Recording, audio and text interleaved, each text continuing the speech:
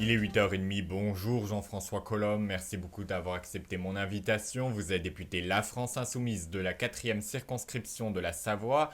Alors tout d'abord, pour commencer cet entretien, j'aimerais vous poser une question simple. Pour vous, que représente la France?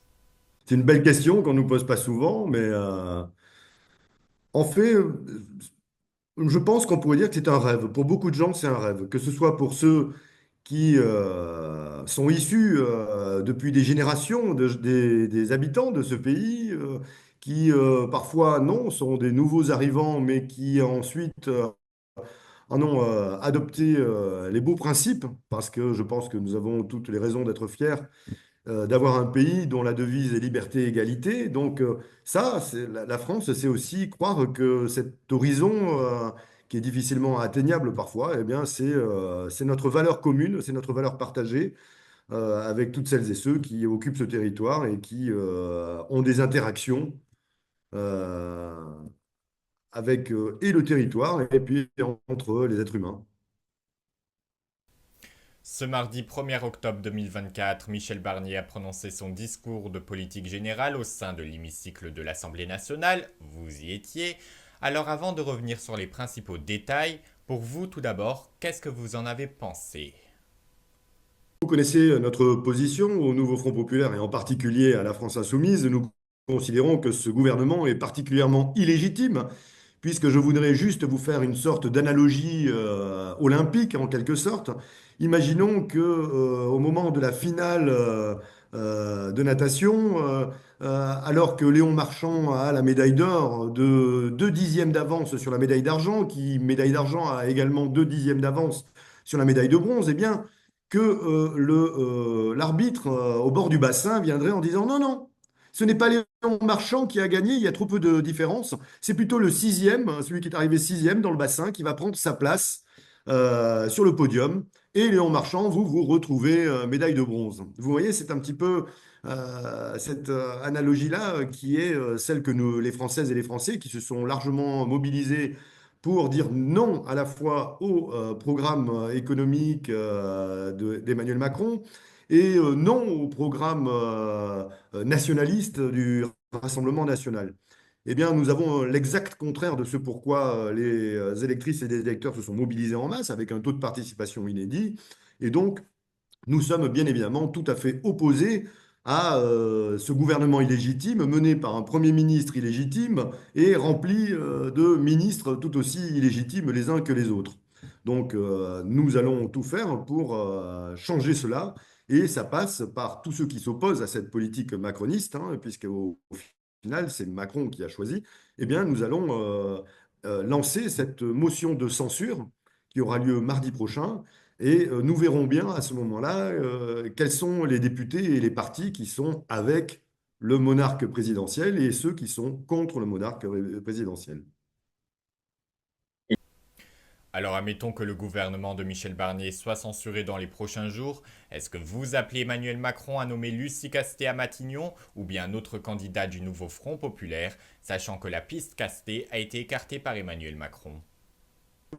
Je pense que nous avons en Lucie Castex, je prononce Castex parce que si vous voulez, c'est un nom de famille béarnais. Moi, je suis moi-même issu du Béarn et donc on prononce toutes les lettres. Voilà. Mais donc, je pense que nous reviendrons à nouveau avec notre proposition d'un gouvernement Nouveau Front Populaire mené effectivement par Lucie Castex, qui a fait l'unanimité des forces du Nouveau Front Populaire. C'est entendu. Alors le Premier ministre qui est également revenu sur le sujet du budget de l'État 2025 qui doit être voté à l'Assemblée nationale avec un déficit public qui pourrait atteindre les 6%. Pour éviter une telle hausse, Michel Barnier souhaiterait le ramener à 5%. Franchement, est-ce que vous y croyez ou est-ce qu'il ne s'agirait pas là de carabistouille?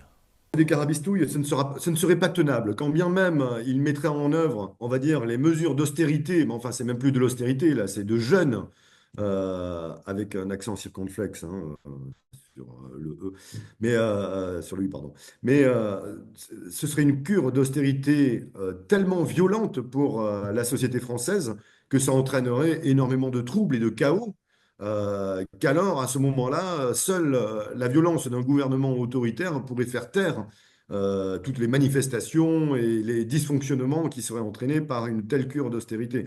Donc non, je n'y crois pas, comme je ne crois pas davantage à ce que la taxation timidement évoquée du bout des lèvres des revenus les plus élevés ou des capitaux les plus importants de ce pays puisse être mis à On va y contribution, puisque revenir. voilà, on y reviendra, mais non, je n'y crois pas. Ça veut dire une cure d'austérité de l'ordre de 2% du PIB, ce qui a été imposé à la Grèce, souvenons-nous, par la Troïka européenne, et qui a donné lieu à une régression du PIB chez les Grecs de 25%. Donc vous voyez en quelque sorte la corrélation qu'il y a entre une cure d'austérité qui emmène finalement un désarmement de nos services publics, mais également un rabougrissement de la demande intérieure qui aujourd'hui fait souvent office de levier pour la croissance. La réalité, elle est là. C'est que la demande intérieure, la demande publique, la commande publique est un levier très important pour relancer la production, pour relancer les entreprises de services et de biens, à commencer par l'ensemble des artisans et commerçants de notre pays qui ont besoin de ce pouvoir d'achat-là de nos concitoyens pour pouvoir à leur tour vivre de leur travail. Alors il a aussi annoncé une hausse des impôts pour, je cite, les Français les plus contribuables et les grandes entreprises pour permettre de redresser les comptes publics. Qu'en pensez-vous et n'avait-il pas d'autres moyens?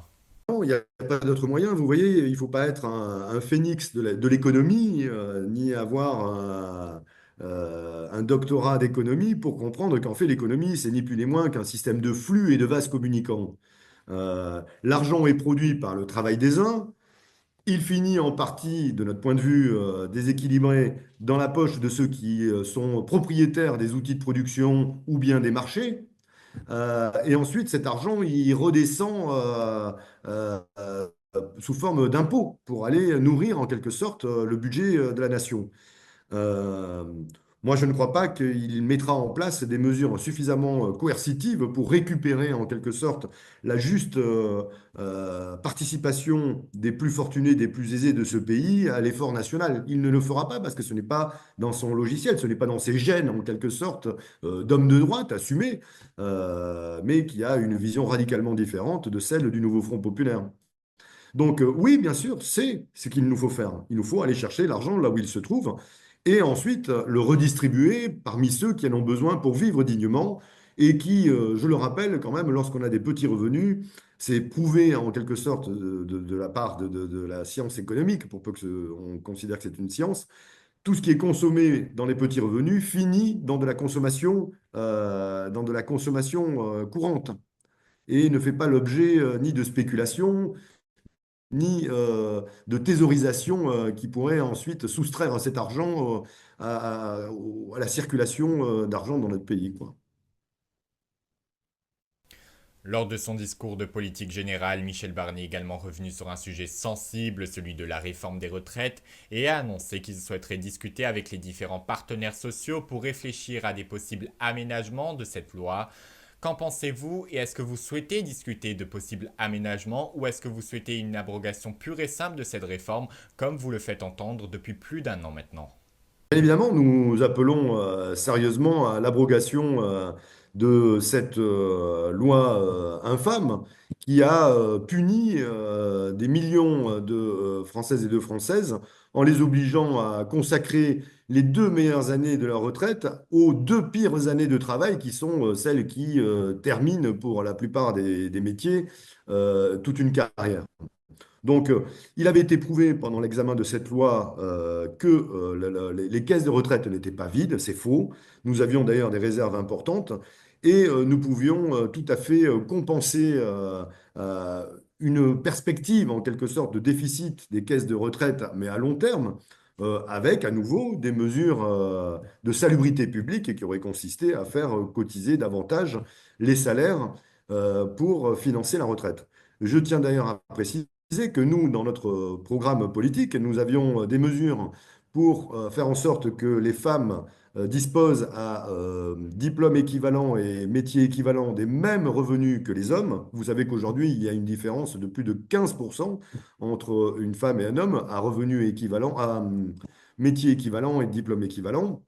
Eh bien, le simple fait d'avoir une mesure qui aurait été coercitive pour imposer aux employeurs une juste rémunération des femmes aurait permis, par effet mécanique, avec les cotisations qui sont adossées à ces salaires revalorisés, de boucher un trou qui n'était prévisible qu'à l'horizon 2028 ou 29, si mes souvenirs sont bons. Et c'est un exemple parmi tant d'autres, hein. Et toujours concernant la réforme des retraites, le gouvernement a pris la décision de repousser de 6 mois la prochaine revalorisation des pensions de retraite pour permettre d'économiser 3 milliards d'euros sur les finances publiques. Ne pensez-vous pas qu'en 2024, c'est de plus en plus dur d'être retraité et qu'il n'y avait pas d'autre solution que de repousser cette revalorisation, sachant que beaucoup de retraités n'arrivent même pas à finir le mois avec à manger dans l'assiette? Mandat de Emmanuel Macron depuis 2017, on a eu une augmentation de plus de 15% des personnes dans ce pays vivant sous le seuil de pauvreté. Je rappelle que ce seuil de pauvreté, il est légèrement inférieur à 1200 euros. C'est-à-dire que l'OCDE considère qu'en dessous, en France, en dessous de 1200 euros par mois, vous ne pouvez pas vivre dignement de vos revenus et de vos moyens. On a aujourd'hui donc 11 millions de Françaises et de Français qui vivent en dessous du seuil de pauvreté. Parmi ces 11 millions de personnes, il y a effectivement essentiellement des retraités et des étudiants. Je m'adresse à vous en tant qu'étudiant aussi. Votre génération est quand même bien maltraitée, puisque nous voyons aujourd'hui que jamais il n'a été autant nécessaire pour poursuivre ses études de travailler en parallèle et d'être parfois tellement mal logé que nous avons des files d'étudiants parmi les plus modestes qui font la queue pour avoir accès à l'aide alimentaire. Et de la même façon que beaucoup d'étudiants aujourd'hui vivent aussi la nuit dans leur voiture, n'ayant pas les moyens de se payer des loyers qui ont subi une forte inflation durant ces dernières années. Donc, j'oserais dire que finalement, aux deux extrémités de la pyramide des âges, nous avons des gens qui sont maltraités, effectivement.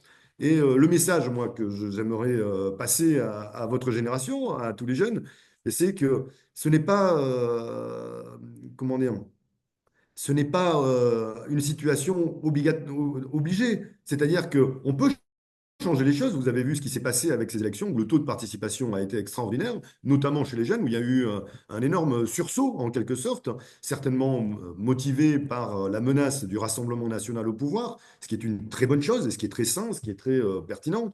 Mais il faut aller plus loin et il faut continuer à se mobiliser et à montrer que aujourd'hui, si on veut faire une révolution citoyenne, nous ne sommes pas partisans de la faire par les armes, la violence, etc., mais par les urnes.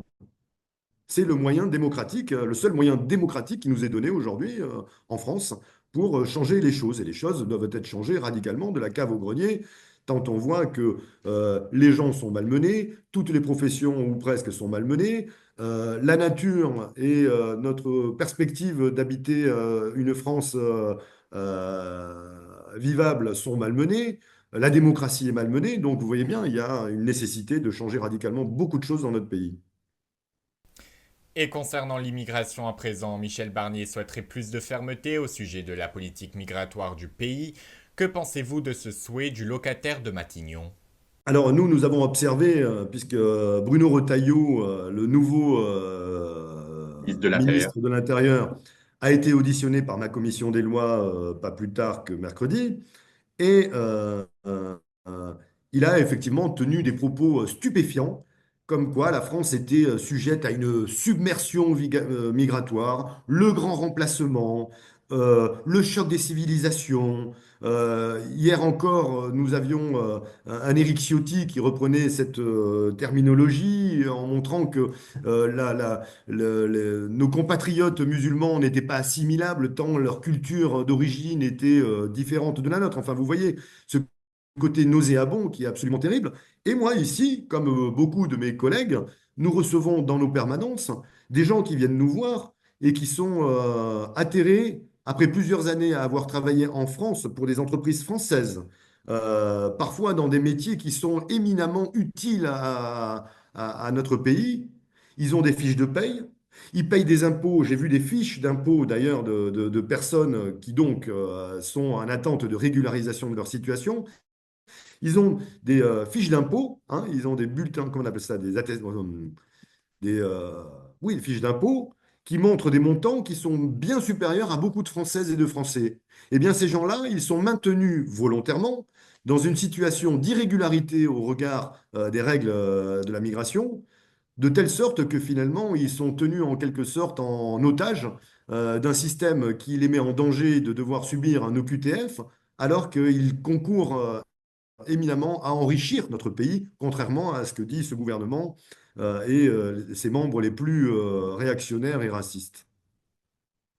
Donc, Et, bien accueillir d'abord ceux qui sont sur notre sol. La question des OQTF qui remplissent les propos de Retailleau ou de Ciotti, si elle se pose, pourquoi pas, mais c'est dans un cadre qui finalement n'est pas prioritaire par rapport aux problèmes qu'aujourd'hui rencontrent des dizaines de milliers de gens qui travaillent dans notre pays et qui, sans eux, ne pourrait pas fonctionner.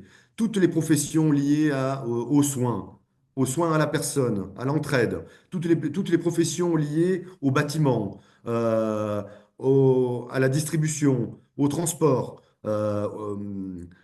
vous voyez, au TP, au BTP, et j'en passe, eh bien, à l'agriculture également. D'ailleurs, rappelons que dans l'agriculture, la cueillette, la vendange, la moisson, etc., ce sont des activités qui sont largement pourvues par ces travailleurs que nous refusons de régulariser et de mettre dans des situations qui leur permettent de travailler sereinement sans avoir l'impression à la moindre, comment dire, euh, au moindre caprice d'un préfet ou d'un ministre, ils seraient frappés d'aucune UTF, reconduits à la frontière ou mis dans des centres de rétention administrative, dont j'ai visité un des exemplaires à Lyon, et c'est une véritable honte pour notre pays d'entasser des gens dans les conditions dans lesquelles ils s'entassent. Monsieur Coulomb, est-ce que vous êtes pour ou contre la régularisation de tous les sans-papiers, même ceux qui travaillent pas et qui sont là juste pour profiter du système et des aides? Et il y en a, vous pouvez pas le nier. Je vais vous dire, les cas que vous citez là de gens qui viendraient faire du tourisme social en France en se disant chouette, on a des APL, chouette, on a le RSA en France, eh bien, c'est loin d'être la majorité des gens qui viennent me voir encore une fois et que je rencontre dans toutes les structures. Donc, si cela devait constituer une problématique, elle est quand même dans la hiérarchie des problèmes que nous avons à résoudre, elle est loin, loin, loin, loin, loin derrière le fait que des dizaines de milliers de gens qui sont sur notre territoire sont maintenus dans des situations irrégulières. Je vais vous citer un exemple. Nous avons reçu dans cette permanence un jeune burkinabé qui est un véritable artiste lyrique. Vous voyez, qui a fait l'école de musique dans son pays et qui a une voix magnifique, qui est un artiste lyrique et qui a fait des concerts sur notre territoire, etc. Eh bien, figurez-vous que la préfecture refuse de le régulariser et demande à ce qu'il retourne dans son pays pour aller refaire un parcours du combattant pour obtenir du consulat français l'autorisation de revenir, ce dont il n'est pas sûr. Donc, vous voyez, ces situations abracadabrantesques, euh, c'est la très grande majorité des gens avec lesquels nous avons des échanges aujourd'hui. Donc, quand bien même il y aurait des gens qui sont ici de manière irrégulière et injustifiée, admettons, mais c'est une toute petite part des gens qui sont en situation de migration dans notre pays. Puis de toute façon, nous avons toujours été une terre d'accueil, nous avons toujours accueilli euh, les gens qui venaient de pays dans lesquels il y a des guerres, dans lesquels il y a des persécutions politiques, il y a des persécutions contre les LGBT, où ça c'est une constante dans énormément de pays du monde. Enfin, vous voyez. Moi, je ne trouve pas scandaleux, loin de là, l'idée que nous puissions accorder asile à des gens qui sont menacés dans leur chair, dans leur vie, dans tant de pays du monde. Et puis, il y a la guerre. Il y a la guerre en Ukraine, il y a la guerre au Proche-Orient. Or, souvenons-nous, nous avons accueilli plus de 150 000 Ukrainiens dans des conditions qui font honneur à la France. Eh bien, j'aimerais que ces conditions soient les mêmes pour toutes les provenances, parce que finalement, ce qui caractérise aussi la vision humaniste du nouveau Front populaire et de ses composantes, c'est que nous sommes toutes et tous égales et égaux en droit et en besoin. Et on a bien compris votre point de vue sur ce sujet. Alors votre parti, la France Insoumise, a au tout début du discours de politique générale de Michel Barnier sorti leur carte d'électeur pour montrer leur mécontentement face à Emmanuel Macron qui, selon vous, ne reconnaît pas les résultats des dernières élections législatives. Franchement, on va parler français, vous en avez pas marre de faire les pitres à l'Assemblée nationale ou en tout cas de vous faire passer pour des pitres en sortant cette carte d'électeur cette fois-ci ou encore je prends l'exemple du drapeau palestinien il y a quelques mois à l'Assemblée nationale. Là, vous relayez effectivement un point de vue de beaucoup de commentateurs, de polémistes, d'éditorialistes, de journalistes qui nous demandent bien souvent de faire des efforts de goût, des efforts de style, que la cravate n'est pas bien placée, il n'y a pas de cravate, il faudrait s'adresser poliment au patron pour lui demander gentiment une augmentation. Il ne faut pas pousser des cris de gueule, des coups de gueule quand on entend des choses abominables comme celles qu'a prononcées Bruno Retailleau en commission des lois. Moi, je pense que la politique doit rester quelque chose de vivant et sous cet angle-là, eh bien, moi, je trouve tout à fait raisonné et très calme, très digne le fait d'avoir sorti cette carte d'électeur. Et je pense que beaucoup de Françaises et de Français qui sentent avoir été volés dans leur choix au travers des élections, eh bien, étaient mentalement et en esprit avec nous, en train, eux aussi, de soulever leur carte d'électeur en disant alors, ça, si, c'est une blague, ça n'existe pas en France, finalement. Non, je ne pense pas qu'il y avait là matière à penser que c'était une bordélisation. C'est un rappel au règlement, en quelque sorte. C'est un rappel à la démocratie. C'est compris, écoutez. Alors votre parti, la France Insoumise, a entamé une procédure de destitution à l'encontre d'Emmanuel Macron pour justement le fait qu'il n'ait pas reconnu les résultats des dernières élections législatives selon vous. Une procédure qui a été validée par le bureau de l'Assemblée mais qui vient d'être rejetée massivement par la commission des lois. Elle est désormais aux mains des présidents de groupe qui vont décider si oui ou non le texte va passer à l'hémicycle dans les prochaines semaines. Que pensez-vous? Et franchement, on va pas se le mentir maintenant, hein, on peut le dire, hein. Vous y croyez et est-ce que vous y avez cru au moins une fois? Parce qu'elle a très peu de chances de passer. Raison. Elle n'a pas énormément de chances de passer, hein. Peut-être, pourrait-on même dire très peu de chances de passer. Mais nous avons, nous, pris l'habitude de ne pas injurier l'avenir et de nous rendre compte que, au cours des 2 années écoulées dans la précédente mandature, nous avons vécu tellement de moments stupéfiants, de coups de théâtre et de choses de dinguerie, en quelque sorte, euh, qu'il n'y a pas de raison de penser que les gens ne changent pas d'avis aussi. Et entre le moment où nous avons fait ce dépôt, cette proposition de résolution pour la destitution du président de la République, et le moment où elle arrivera en hémicycle, il se passe des choses. Ce pays évolue à une vitesse ultra rapide et il n'est pas impossible que d'autres mouvements et partis de notre pays se rallient à l'idée que finalement Emmanuel Macron a très mal mené nos institutions. Et la première des outrances, hein, le premier des outrages qu'il fait à notre pays, c'est de ne pas reconnaître le résultat des élections. Pensez-vous qu'on puisse être observateur d'un tel dysfonctionnement sans protester et sans mettre en œuvre tous les moyens institutionnels, justement, que nous avons à disposition, à commencer par cet article 68, qui, je le rappelle, avait déjà tenté d'être déclenché à l'époque contre François Hollande, mais n'avait pas passé le stade du bureau de l'Assemblée. Et bien là, on a déjà passé 2 étapes et nous verrons bien qui sont du côté d'Emmanuel Macron pour encourager le monarque présidentiel dans ses outrances et qui s'opposent à ce que notre pays fonctionne d'une manière antidémocratique.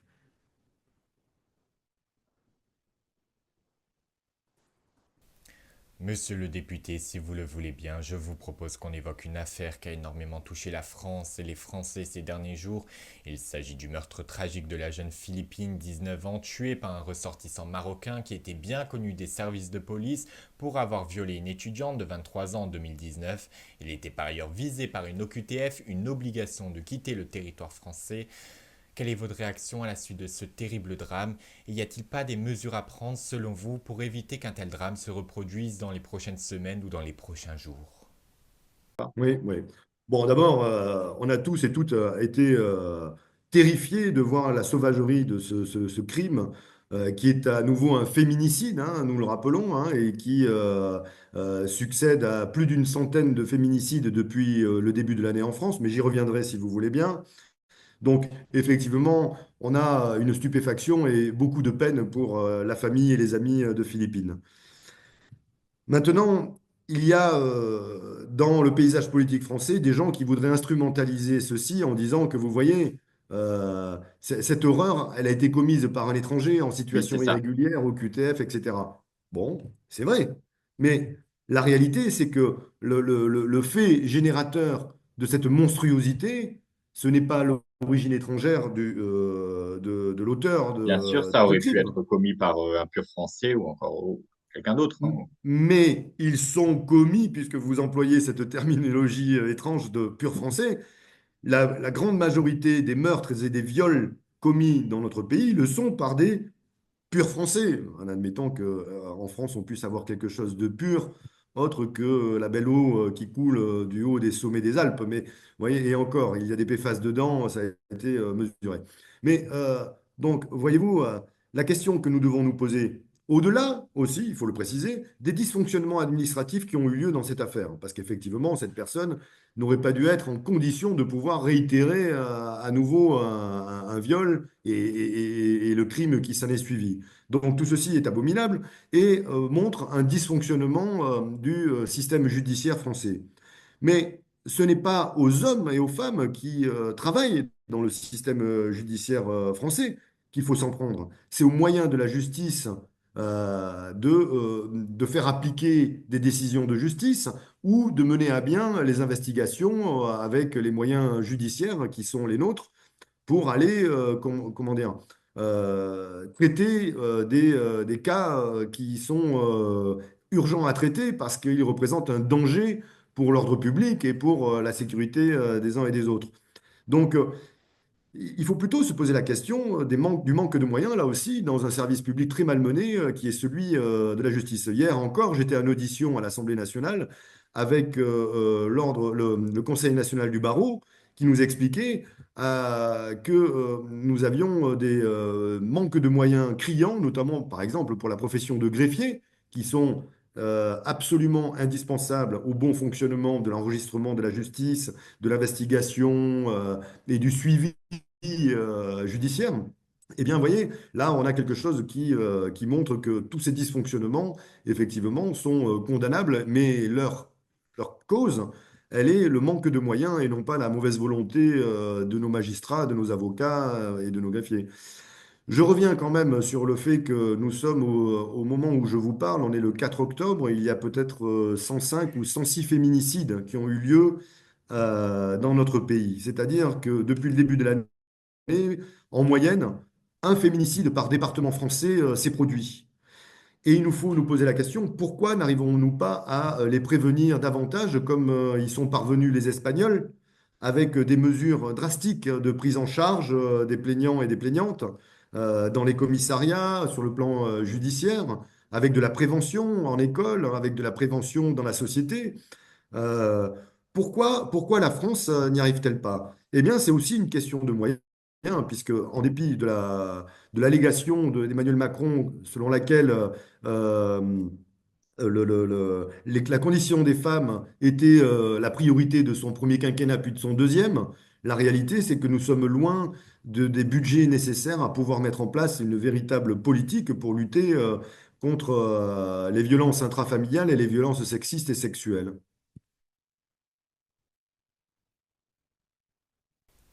Mais par ailleurs, lors d'une minute de silence en hommage à la jeune femme, des étudiants d'extrême gauche ont saccagé ce moment en hurlant un cri antifasciste, Siamo tutti antifascisti.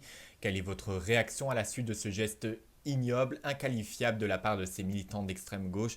Car on peut bien sûr parler là d'une honte, et vous n'allez pas me contredire, c'est une honte. Il est où le respect pour la famille? Voilà, moi je me demande, ces gens-là d'extrême gauche n'ont pas eu de respect pour la famille de Philippines.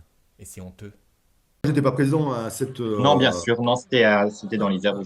à cette manifestation et la France insoumise n'est pas, comment dire, l'ordonnateur des cérémonies et manifestations qui se passent dans ce pays. Et si des groupes de personnes sont venus perturber cet hommage, je ne sais pas de quoi il s'agissait exactement, mais je le déplore, hein, mais Ouais, en fait, ça c'était une n'empêche minute de pas. silence qui a été perturbée par des militants de gauche, de la France insoumise en cas de gauche, la France insoumise aussi, et qui ont créé un slogan antifasciste au moment de cette minute de silence, parce qu'il y avait des personnes, on va dire, d'extrême droite qui se sont recueillies. Je pense que c'est pour ça, quand on regarde bien la vidéo.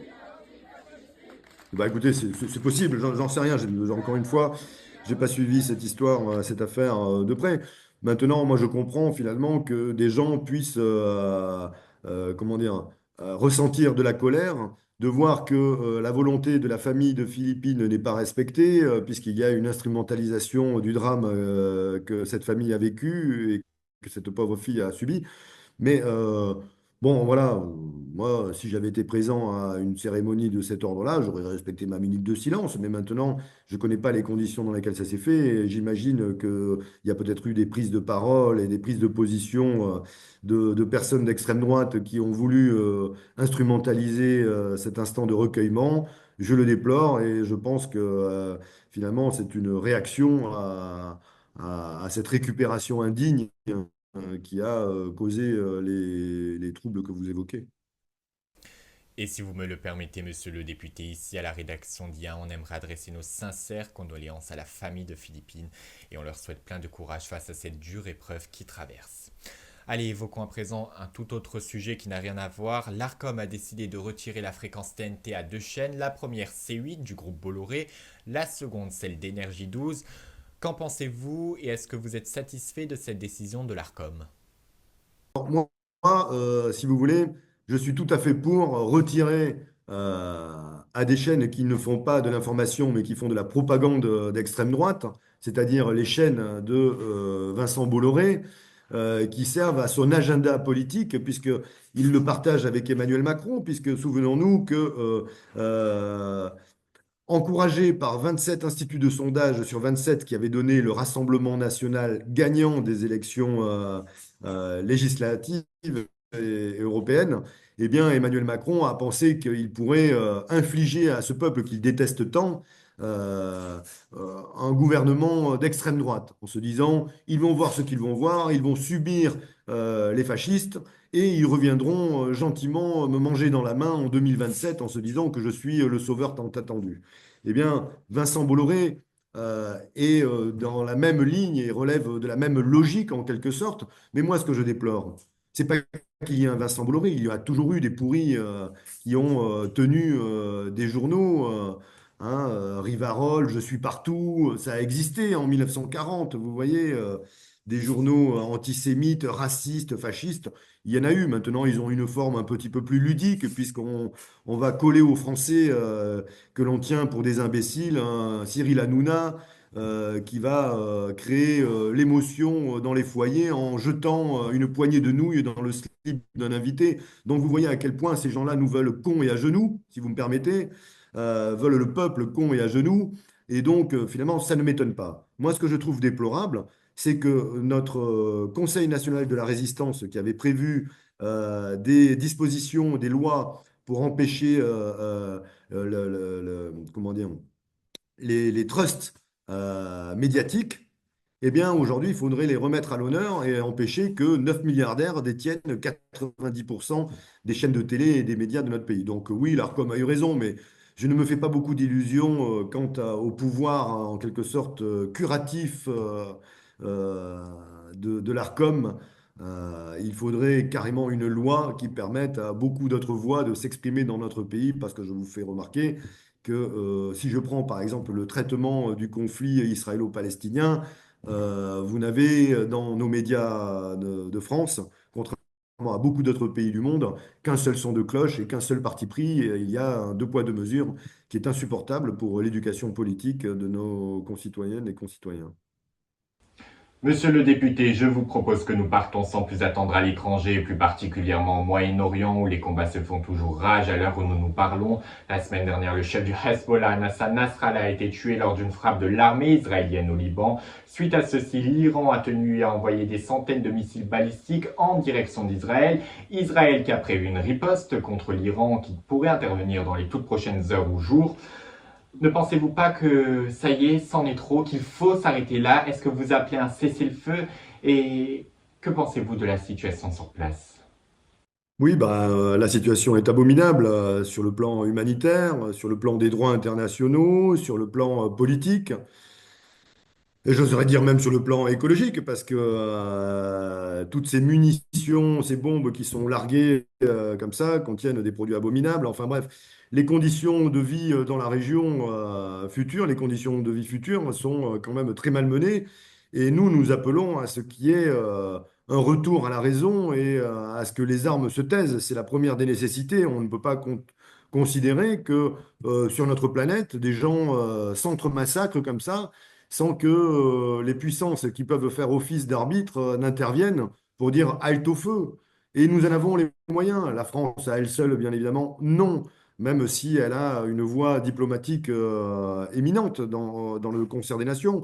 Mais les États-Unis, aujourd'hui, finalement, qui se veulent en quelque sorte le gendarme du monde, ben, en fait, par leur soutien inconditionnel à l'escalade, hein, puisque c'est de cela dont il s'agit, eh bien, finalement, contribuent au désordre dans le monde. Et je ne pense pas qu'à la fin, ils en tireront le moindre bénéfice, autre que celui d'avoir vendu pour des milliards d'armes aux belligérants. Allez, monsieur le député, il est d'ores et déjà l'heure de passer à la dernière partie de notre entretien consacrée à la Savoie, à votre département dont vous êtes le député, je le rappelle, de la quatrième circonscription. À titre personnel, qu'est-ce que vous évoque la Savoie? Bah, c'est une très belle région où il fait bon vivre, où nous avons des atouts magnifiques sur le plan de l'activité économique, sur le plan de la nature, sur le plan de son positionnement central par rapport à l'Europe. Donc bon, voilà, c'est une région qui bénéficie d'énormément d'atouts, qui a comment dire, beaucoup de jeunes. C'est une région où beaucoup de jeunes sont présents. Pourquoi? Parce que nous avons beaucoup d'universités fameuses à Lyon, à Grenoble, à Chambéry, à Annecy et ailleurs, bien sûr.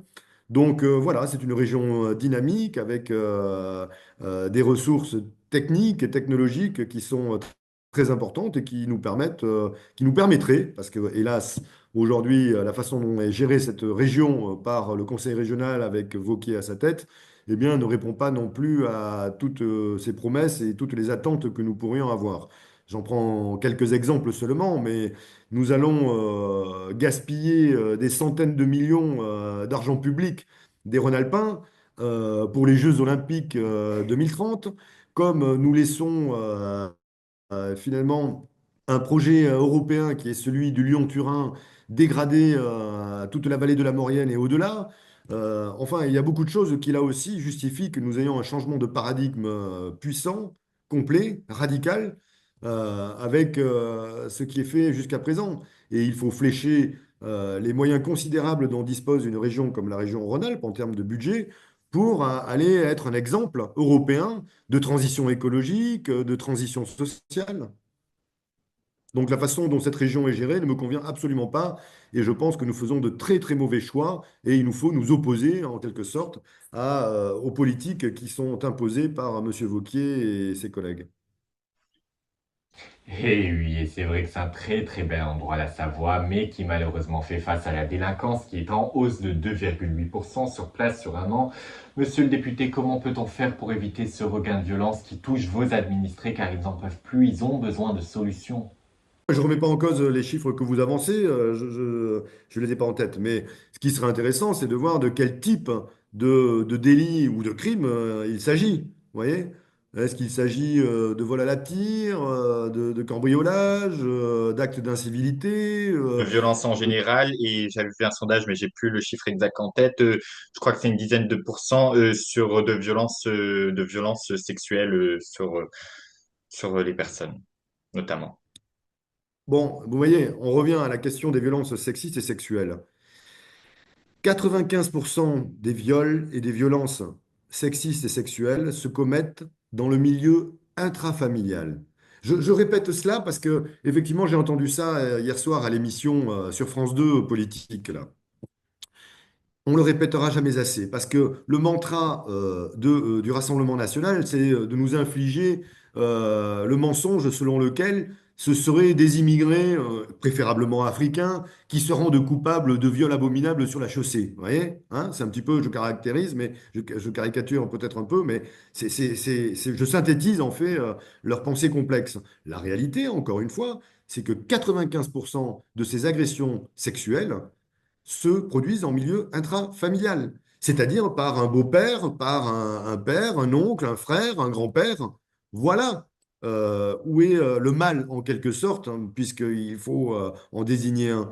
C'est comment se fait-il qu'on n'ait pas de moyens pour prendre la parole des victimes et la traiter efficacement? Pourquoi nous n'avons pas les ressources en termes de personnel socio-éducatifs pour aller écouter, croire les victimes et à mettre en place des mesures d'éloignement ou des mesures de prévention ou des mesures comment dire, de résolution de la promiscuité qu'il y a dans une famille et qui fait que, bien évidemment, en général, une victime, elle l'est parfois pendant des années au sein même de sa propre famille.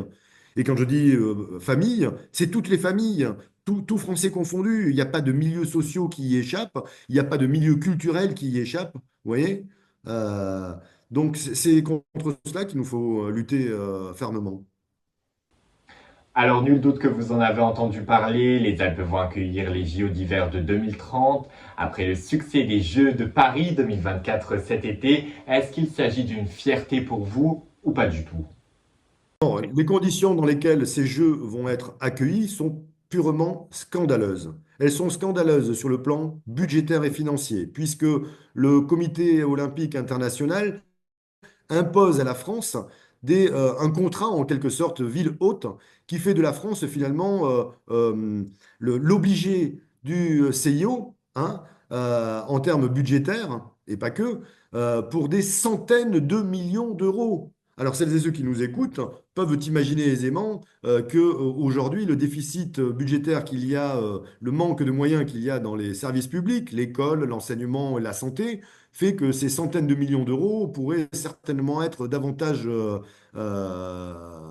mis à profit pour soigner nos concitoyennes et nos concitoyens, pour former nos jeunes, pour alimenter l'éducation nationale qui aujourd'hui se retrouve en manque de moyens criants. Donc voilà, qu'est-ce qu'on veut? Des jeux et du pain? Non, ça c'était à l'époque des Romains. Là, bon, on a d'autres moyens d'organiser des jeux. On aurait pu imaginer des jeux qui se situent dans tout un tas de pays européens, puisqu'on veut construire l'Europe. Eh bien, mettons une épreuve de bobsleigh en Pologne, une épreuve de patinage, pourquoi pas à Nice, allez, voilà, mais la France aurait ainsi euh, participé en quelque sorte à l'organisation d'un tel événement sans que finalement la région Rhône-Alpes et le nord des Alpes soient à ce point mis à contribution sur le plan écologique. Il faut quand même savoir que l'organisation de ces Jeux, pour correspondre aux normes des épreuves actuelles, qui sont radicalement différentes des normes de 1992 à Albertville, va nécessiter de couler des milliers de mètres cubes de béton, de bitume pour relier telle et telle station entre elles, pour faciliter l'arrivée de touristes venus du monde entier, qui, de toute façon, pour les plus fortunés, arriveront en avion, en hélicoptère, et que sais-je. Donc vous voyez, tout ceci est une aberration qui fait que si la France a été sélectionnée, c'est parce que les autres pays n'étaient pas candidats, et que les deux seuls pays candidats, qui étaient la Suisse et la Suède, ont manqué d'une garantie qu'attendait le CIO, c'est-à-dire la garantie antidémocratique. Comme ces deux pays procèdent régulièrement à des référendums, hein, eh bien, ils se sont dit non, si jamais on questionne les Suisses ou les Suédois sur l'opportunité d'organiser des jeux aussi ruineux dans la période qu'on traverse, ils vont dire non. Alors, ils ont choisi la France. Et puis, on a eu Vauquier et Muselier qui, toujours partisans des jeux et du pain, ont trouvé que c'était une bonne idée pour redorer leur blason et être candidat pour l'un en 2027 à la présidence de la République. Ça pouvait être un tremplin pour utiliser aussi une métaphore olympique. Et malheureusement, le temps presse, monsieur le député. Merci infiniment d'avoir accepté mon invitation. Je vous remercie infiniment de nous avoir suivis. Permettez-moi de vous souhaiter une excellente journée, un très bon week-end. Et quant à nous, on se retrouve très bientôt sur IA1 pour de nouvelles interviews tout aussi cash et sans concession.